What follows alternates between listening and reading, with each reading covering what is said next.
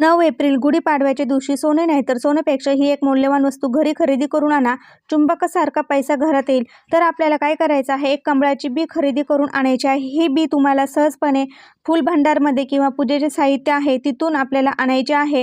ही एक बी घरी आणल्यानंतर गंगाजलाने किंवा आपल्याकडे सुगंधी गुलाबजल असेल तर किंवा शुद्ध पाण्याने धुवून घ्यायची आहे. धुवून घेतल्यानंतर एक डिश घ्या. डिशमध्ये स्वास्तिक काढून त्याला 4 बिंदू कडेने 2 लाईनी द्या. ते दिल्यानंतर त्यावर मूठभर अख्खे तांदूळ टाका. तुटलेले तांदूळ नसावे. ते टाकल्यानंतर लाल किंवा पिवळं पांढरं वस्त्र टाका. त्यावरती बी ठेवा. बी ठेवल्यानंतर एक तुळशीची वाळलेली काडी ठेवा आणि 7 मसाल्याच्या डब्यातले मिरे ठेवा आणि त्यानंतर धूप-दीप ओवाळून घ्या. धूप-दीप ओवाळल्यानंतर गायत्री मंत्राचा 108 वेळा जप करा. त्यानंतर आपल्याला विष्णू सहस्त्रनाम किंवा कनक धारण स्तोत्राचं पठण करा. त्यानंतर ती पोटली आपल्या देवघरामध्ये दिवसभर ठेवायची आहे. ही पोटली करण्या अगोदर देवपूजा करून घ्यायची आहे आणि संध्याकाळी ही पोटली मुख्य प्रवेशद्वाराच्या आतल्या किंवा